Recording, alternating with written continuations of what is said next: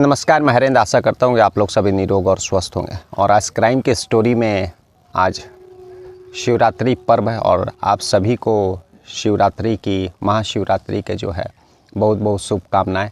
और आज की कहानी भी जो है ऐसी कहानी मैंने खोजा है जिसमें एक शख्स कत्ल करने का जो तरीका ढूंढता है वह इस शिवरात्रि से मतलब शिवरात्रि में शंकर भगवान को चढ़ने वाला जो बेलपत्र है वह उसी बेलपत्र को हथियार बनाता है और अपने उस कत्ल को अंजाम देने में उस बेलपत्र का उपयोग करता है। दरअसल ये कहानी जो है गुजरात की है और गुजरात में लड़का रहता है जिसका नाम रहता है जॉली कुमार और एक लड़की जिसका नाम रहता है रुचिका। दोनों का रजामंदी से और दोनों के परिवारों की रजामंदी से 13 दिसंबर 2021 को उसी गुजरात में इन लोगों का शादी होता है काफ़ी धूमधाम से।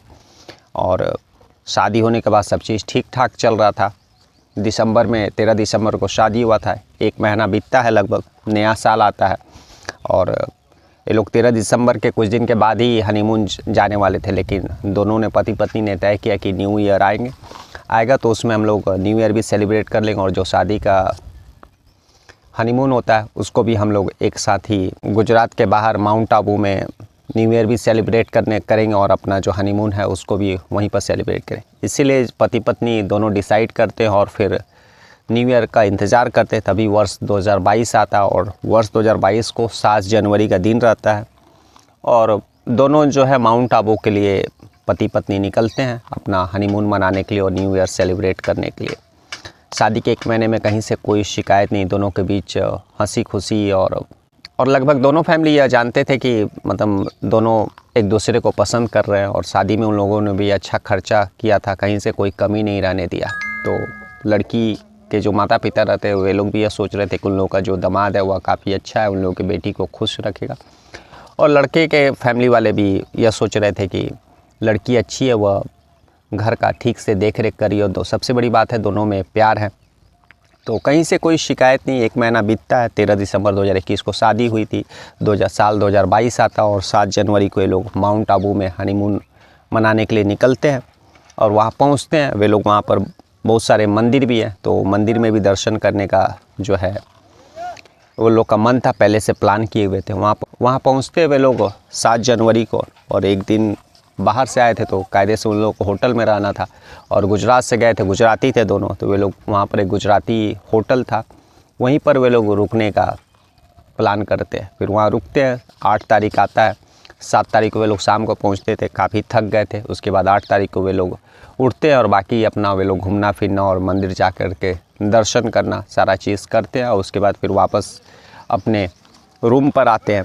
और फिर उसके बाद जो है 9 तारीख को सुबह जो रुचिका रहती है, जॉली कुमार की जो वाइफ रुचिका, उसकी तबीयत ख़राब हो जाती है। उसके पेट में अचानक बहुत दर्द देने लगता है।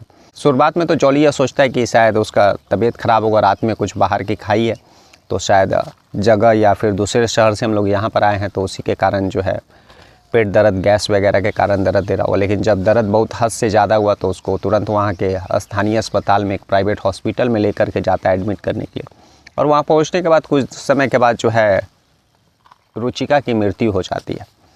अब रुचिका का मृत्यु, सब चीज़ ठीक, हंसी खुशी वे लोग वहाँ से गुजरात से निकले थे माउंट आबू के लिए तो किसी को कुछ शक भी नहीं और घर वालों को भी पता नहीं था। उसके बाद 9 तारीख को जब रुचिका की मृत्यु हो जाती है उसके बाद फिर वो अपने घर वालों को इन्फॉर्म करता है गुजरात में, फिर रुचिका के घर वालों को इन्फॉर्म करता है। और जैसे ही घर वाले ये सारे दोनों के फैमिली जब यह बात सुनते हैं तो हैरान और परेशान हो जाते हैं कि दोनों हंसी खुशी अभी तुरंत तो 1 महीना भी पूरी तरह से नहीं हो रहा और ये लोग का शादी हुए और फिर अचानक ऐसा क्या हो गया कि जो है रुचिका का मृत्यु हो गई।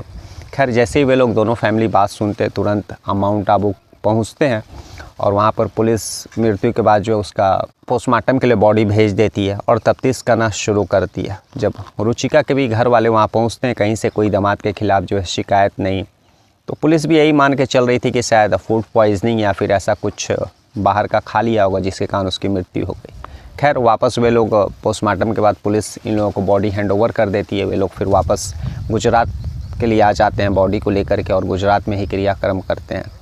अब गुजरात में क्रियाक्रम से लेकर सारी जो रस्में होती है, एक अपने अपने धर्म के हिसाब से मरने के बाद जो उसका क्रियाक्रम किया जाता है और बाकी और भी जो नियम होते हैं तो सारी चीज़ों में जो पति उसका रहता है जॉली, वह मतलब कंधे से कंधे मिला करके उसके फैमिली के साथ उसमें फ्यूनरल राइट्स में पार्टिसिपेट करता है, शोक मनाता है।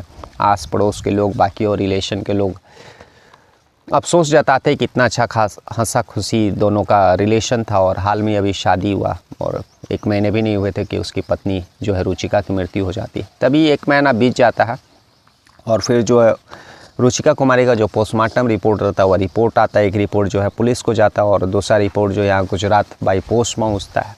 और जब पुलिस के पास वह पोस्टमार्टम रिपोर्ट आता है और जब पुलिस इस पोस्टमार्टम रिपोर्ट को लेकर के डॉक्टरों से डिस्कस करती है, तो डॉक्टर जो उस माउंट आबू के रहते हैं, उस सरकारी हॉस्पिटल का पोस्टमार्टम करने वाले, वे लोग बताते हैं कि अपने पूरे लाइफ में उन्होंने इस तरह का कोई भी पोस्टमार्टम नहीं किया है।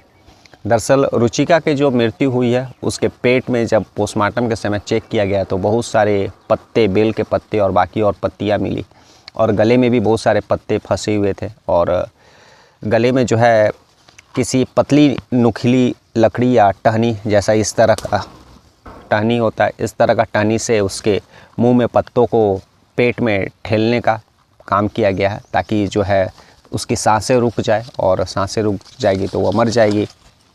और इसी के कारण उस पतली टहनी जो इस तरह का किसी टहनी का इस्तेमाल किया गया है उसके मुंह से पत्ते जो है उसके पेट में डालने के लिए, और वह उसका भी खरोच का निशान उसके गले पर मिली है। तो इन सारी चीज़ जब पुलिस को पता चलता है, डॉक्टर बताते हैं और कि उसकी सांसें रुकी नहीं है बल्कि उसके सांसों को पत्ते उसके मुंह में डाल करके, गले में डाल करके रोका गया है। तो पुलिस अब कंफर्म हो जाती है कि यह जो है नेचुरल डेथ का मामला नहीं है बल्कि इसका कत्ल का मामला। पुलिस उस एंगल में तफ्तीश करती है और जैसे ही दूसरा जो पोस्टमार्टम रिपोर्ट उसके रुचिका का फैमिली वालों को मिला रहता है, वे लोग तुरंत माउंट आबू पहुँचते और पुलिस से जो है अपने दामाद जॉली रहता है उसके अगेंस्ट में कंप्लेन करते हैं कि उसने ही उनके बेटी का कत्ल किया है, क्योंकि वह हंसी खुशी घर से निकली थी, कहीं से कोई उसको दिक्कत नहीं था। लेकिन यहाँ पर आने के बाद जो है उसका डेथ कैसे हो गया, क्योंकि उसको कोई बीमारी भी नहीं था उस तरह का। और पोस्टमार्टम रिपोर्ट में मतलब पत्तियाँ उसके पेट में मिले हैं, गले में पत्तियाँ हैं, ये सारी चीज़ें वे लोग वहाँ पर डिस्कस करते हैं पुलिस के साथ और जो अपने दामाद जॉली कुमार के अगेंस्ट में कंप्लेन करते हैं। अब पुलिस तफ्तीश करना शुरू करती है। गुजरात से जो है जॉली को उठाती है और कड़ाई से पूछताछ करती है। शुरुआत में तो जो है जॉली मतलब पुलिस को गुमराह करने का कोशिश करता है, लेकिन जब पुलिस कड़ाई से पूछताछ करती है तो वह बताता है कि दरअसल वह रुचिका से शादी नहीं करना चाहता था, लेकिन अपने माता पिता के दबाव के कारण उसने 1.5 महीना पहले 13 दिसंबर 2021 को शादी किया, लेकिन वह किसी और लड़की को पसंद करता है और इसी के कारण वह किसी तरह से अपने पत्नी जो रुचिका थी उससे छुटकारा चाहता था ताकि वह जिसको पसंद करता उस लड़की से आगे चल कर के शादी कर सके। और इसी के कारण उसने जब शादी किया उसके कुछ दिनों के बाद ही वह कत्ल का प्लान बनाता है, कत्ल करने के तरीका का खोज करता है और तभी उसको यह आइडिया आया और कि गले मतलब अगर वह गला दबाता है तो उसके हाथों के निशान गले पर आ जाएंगे और जिसके कारण वह फंस सकता है। इसी के कारण वह पत्तियाँ लेकर के आता है और अपने पत्नी के मुंह में ज़बरदस्ती उन पत्तियों को डालता है और इसी के कारण जब पत्तियाँ मुंह में और गले में जा कर के फंस जाती है तो सांस रुकने के कारण उसका जो है मृत्यु हो जाता है। और उसको ऐसा लग रहा था कि शायद वह बच जाएगा क्योंकि उसके गले पर उसके उंगलियों के निशान नहीं आएंगे और इसी कारण जो है वह इस तरह का दिमाग लगाया, इस तरह का आइडिया खोजा और उसके बाद जो है उसी हनीमून 7 तारीख को जाने के पर माउंट आबू में उसके कत्ल का पहले से ही वह प्लान रचा था और ठीक वहाँ पर जाने के बाद उसने मंदिर घूमने के बाद इस कत्ल को अंजाम दिया। उसके बाद पुलिस उसको गिरफ्तार कर लेती है और जेल भेज देती है। फिलहाल इस केस का जो है सुनवाई चल रहा है। तो दुनिया में एक से एक कातिल है, एक से एक लोग हैं जो कत्ल करने के अलग अलग तरीके ढूंढते हैं लेकिन अंत में पकड़े ही जाते हैं। कल हम लोग फिर ऐसी किसी कहानी के साथ मिलेंगे, तब तक के लिए नमस्कार।